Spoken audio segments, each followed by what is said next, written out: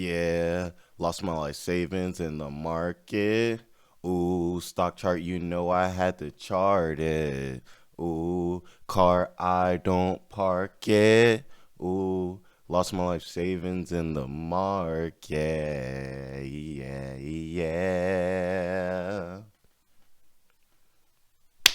So you guys already know what's going on. Another day, another dollar. Today we're going to be talking about this guy. He seems like a pretty cool guy. Honestly, he kind of reminds me of like a cooler version of that one guy from 90 Day Fiance. Cooler and younger at that. But this is the story about how he lost his entire life savings in the market. And I already know you guys love that. So you know what I'm doing. I'm coming and I'm bringing it to NGB the gang so we can all see, analyze, and we can figure out how we don't have to end up in these situations or how we can kind of prevent them from happening, what kind of lessons we can learn, and hopefully have a little fun while we're doing it. So I'm going to go ahead and get into the video, but definitely like, comment, subscribe, all of that. As you know, we are on the road to 1K people. I'm gonna get there, but I need y'all's help. So let's go ahead and watch these big losses, people. I made some of the most common investing mistakes you can make when investing in the stock market, and I lost my entire life savings. Ugh. That's a true story, and it's coming up now.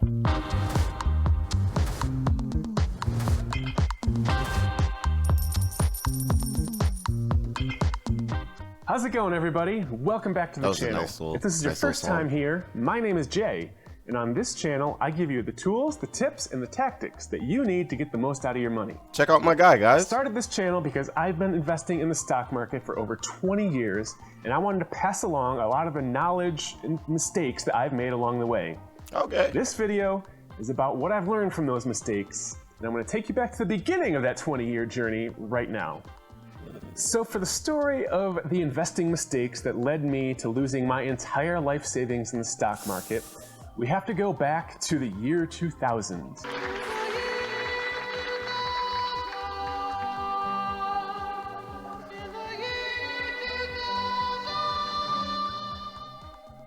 In the year 2000, I was a young, smart, good-looking high school kid with a whole future ahead of me. Let's go, Chad. And I was also extremely interested in the stock market. Okay. Now, for those of you that weren't around back then, the year 1999-2000 was kind of similar to what we're going through right now. The stock market was on an absolute tear. It was the height of the tech boom. Basically, any company with a website was making bank in the stock market. So me being the enthusiastic young investor I was, I didn't want to miss out on all the fun. So I convinced my parents to open a brokerage account for me and let me take my entire life savings to that point and start playing around in the stock market. Great idea. Well, first off, we already know his parents letting him take his entire life savings and just throw it into the stock market without any type of experience.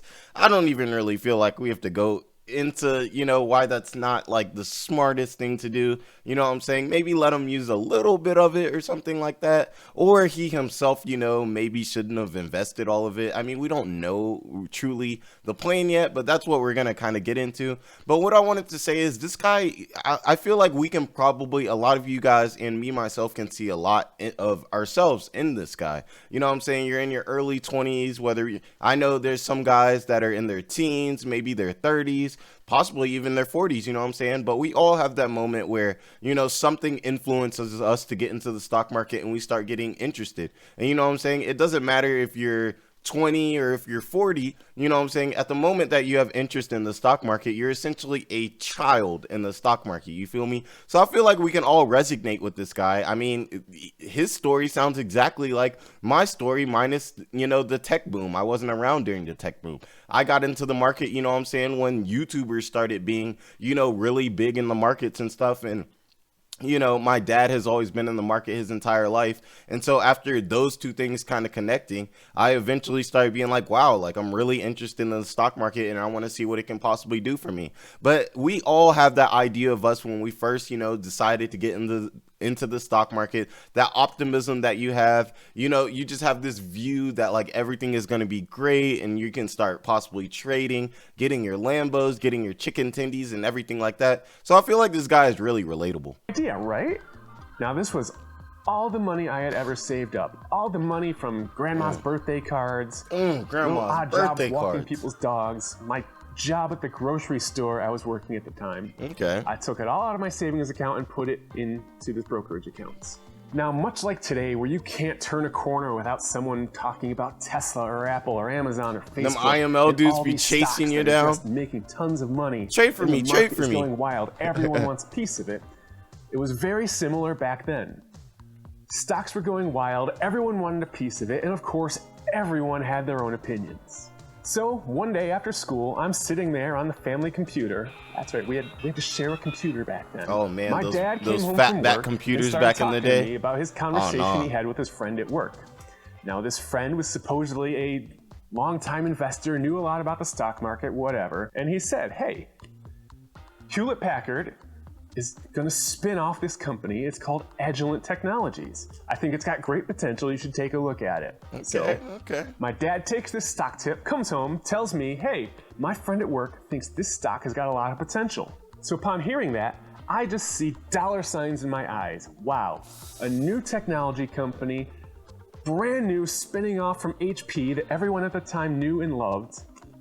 This can't miss. Let me go for it.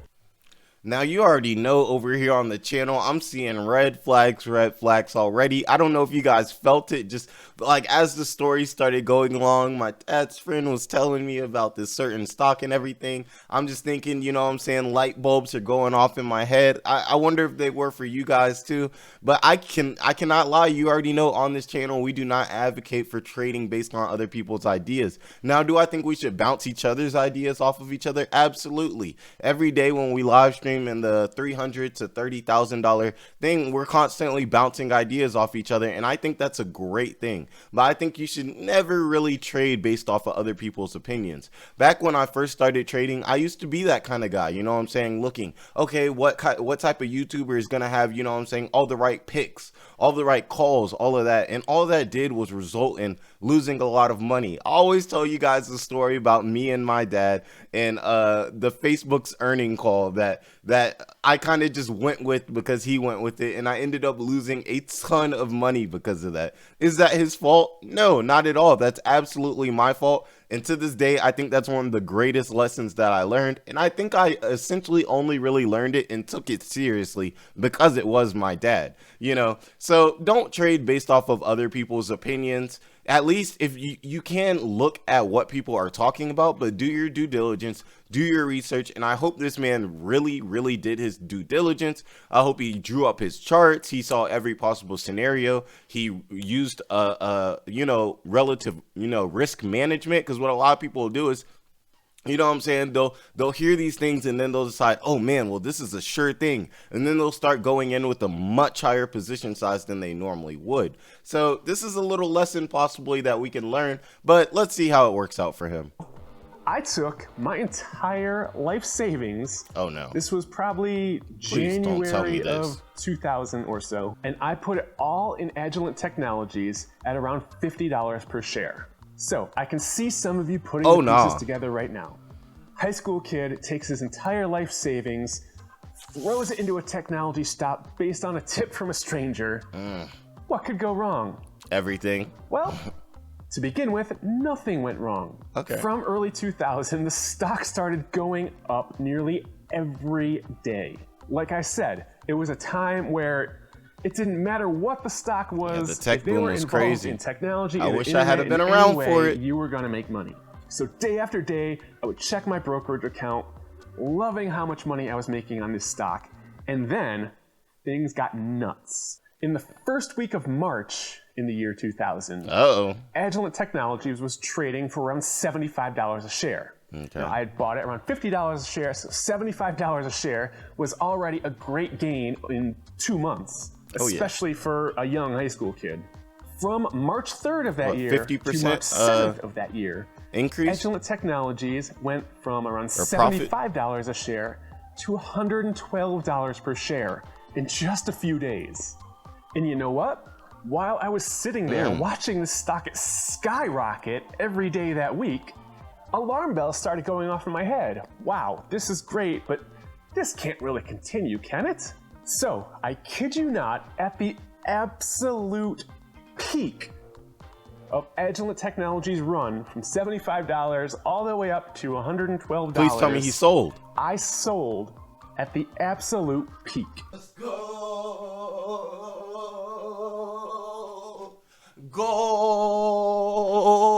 Golazo. I don't know. Like, I feel like we all thought this was going to be a horror story so far. Like, I thought it was going to be a horror story. Like, it sounded so bad. He was like, you know what I'm saying? I got these stock tips from a random person, you know what I'm saying, from my dad's job. And like, it was going up. Everything was going good. But the story of it is I lost my life savings in the market. So, you know, I know we were all expecting this to go, you know, very, very badly. But hey, apparently he bought it a great price and he sold at the top. So let's see how this is going to go, guys. I had turned my little savings account that was earning probably 2% interest at a time and turned it into what at the time was a huge amount of money for a high school kid like me. I was so happy I had made all this money. I was so happy I sold that stock when I did, that when my dad came home from work that day, the first thing I said is, "Dad, you won't believe it. I sold Agilent and look at how much money I made." And his immediate reaction was, "What? You sold it? What if it keeps going up?" Now, he didn't mean this in a condescending way or like I was an idiot for selling what I did. It was just a natural reaction because back then, much like right now, the entire attitude of everyone was, stocks only go up. And so I did what any impressionable young teenager with now a lot of money would do. I listened to dear old dad, and the very next day at the market open, I took all of that money and put it all back into Agilent Technologies stock. And here, my friends, is where the story gets sad. The stock just tumbled day after day after day after that point. I had sold at the exact perfect time. But then I put it all back in because this just shows the importance of why when trading in the stock market, you really can't listen to other people like that. They don't understand the mindset that you were in when you got into the trade, where you wanted, what you really want to get out of the trade, where you want to get out of the trade. And since they don't understand that, even though they may have your best interest at heart, it's probably just not the best idea. You feel me? You know, there's that quote or whatever. What is it? Something like, you can feed a man a fish, he'll eat for a day. But if you teach a man to fish, then he'll, you know what I'm saying, he'll be able to eat for a lifetime. And let's be real, then he can teach his kid how to fish. And essentially the entire generation can be eating good. You know what I'm saying? It's almost like Jesus with the bread and the fish, just unlimited fish and bread for everybody. Or I guess in this case, unlimited chicken tendies for everybody. But this is a great example of how listening to others can really hurt you, and how really in the market it's best to go off of what you feel, what you think, what you've researched, and what you think is just best for you. I was scared I might miss out on even further gains.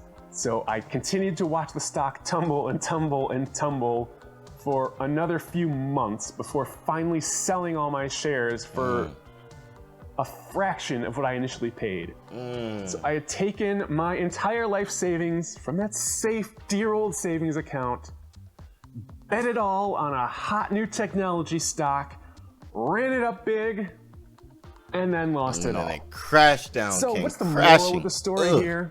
There's a couple. Number one, don't take random stock tips from family members, friends, strangers, or guys on the internet. Right. You should always do your own due diligence into any stock you buy. This is a great video. Make sure great you guy understand too. what Great you're guy. buying. Make sure you understand the risks involved. Make sure it fits your strategy for your money.